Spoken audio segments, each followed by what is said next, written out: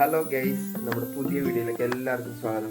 ഇന്ന് നമ്മൾ ചെയ്യാൻ പോകുന്നത് പൾസർ 220. അത് ഞാനിപ്പോൾ സെക്കൻഡ് ഹാൻഡ് എടുത്താണ് വണ്ടി. അപ്പോൾ അതിൽ കുറേ കാര്യങ്ങൾ ഞാൻ ചെയ്തായിരുന്നു, കുറച്ച് അതിൻ്റെ മെയിൻ്റെനൻസ് കാര്യങ്ങളൊക്കെ ചെയ്തായിരുന്നു.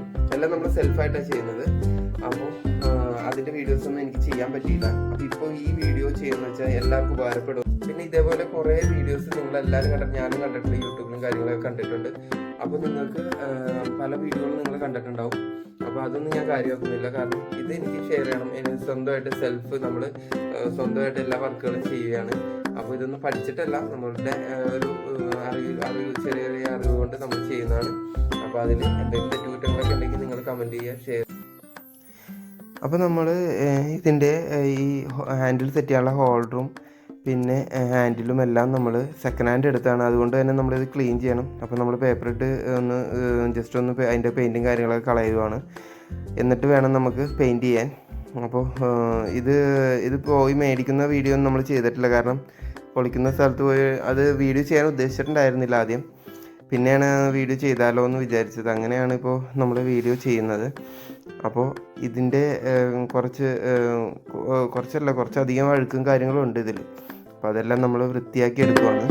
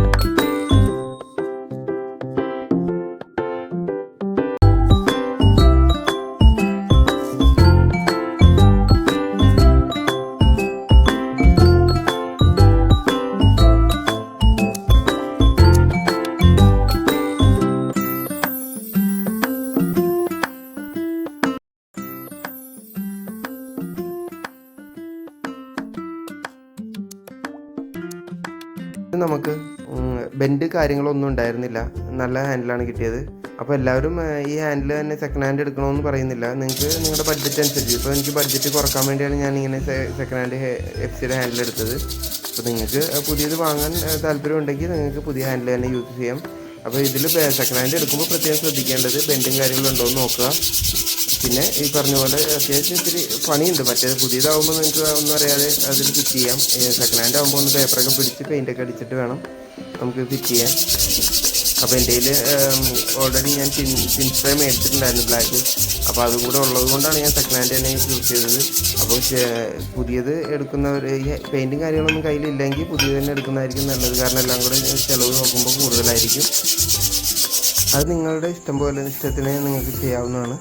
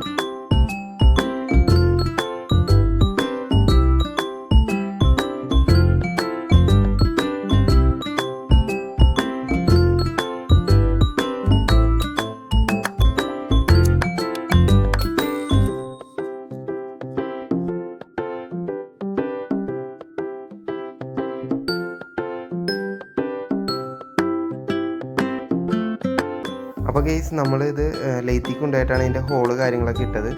അപ്പോൾ ഇത് അവിടുത്തെ ലെയ്ത്തിൽ തന്നെ ചെന്ന് ചെയ്യുന്നതാണ് നല്ലത്. നമ്മൾ സ്വന്തമായിട്ട് ചെയ്യേണ്ട. കാരണം ഇതിൻ്റെ അലൈൻമെൻറ്റും കാര്യങ്ങളും മാറിക്കഴിഞ്ഞാൽ ഇത്തിരി ബുദ്ധിമുട്ട് വരും. ഹാൻഡിൽ വണ്ടി ഓടിക്കുമ്പോൾ ബുദ്ധിമുട്ടായിരിക്കും. അപ്പോൾ ഇത് മറിച്ച് വെച്ച് കഴിഞ്ഞിട്ടുണ്ടെങ്കിൽ ഇതിൻ്റെ അടിയിൽ 2 പോയിൻ്റ് ഉണ്ടാവും റൗണ്ടിൽ. അതിൽ തന്നെ ഹോൾ ഇട്ടാൽ മതി. അപ്പോൾ വലിയ വ്യത്യാസം വരില്ല. അപ്പോൾ എല്ലാവരും ലെയ്ത്തിൽ തന്നെ പോകാൻ ശ്രമിക്കുക. എനിക്ക് വീഡിയോ ചെയ്യാൻ പറ്റിയില്ല ലെയ്ത്തിൽ പോയി, അല്ലെങ്കിൽ അതും കൂടെ ഷെയർ ചെയ്യായിരുന്നു. അപ്പോൾ അതൊരു പോരായ്മ തന്നെയാണെന്ന് എനിക്കറിയാം. അപ്പോൾ ഇനി അടുത്ത വീഡിയോസിൽ നമ്മൾ എല്ലാം ക്ലിയറായിട്ട് ചെയ്യുന്നതായിരിക്കും. അപ്പോൾ നിങ്ങൾ ഈ വീഡിയോ ഇഷ്ടപ്പെട്ടെങ്കിൽ നിങ്ങളെല്ലാവരും ലൈക്ക് ചെയ്യുക, ഷെയർ ചെയ്യുക, കമൻറ്റ് ചെയ്യുക, പിന്നെ സബ്സ്ക്രൈബും കൂടി ചെയ്യാം. അപ്പോൾ അടുത്ത വീഡിയോ ചെയ്യാനുള്ള ഒരു പ്രചോദനം കൂടിയാണ്. അപ്പോൾ അടുത്ത വീഡിയോ വരുന്നവരെ ബൈ.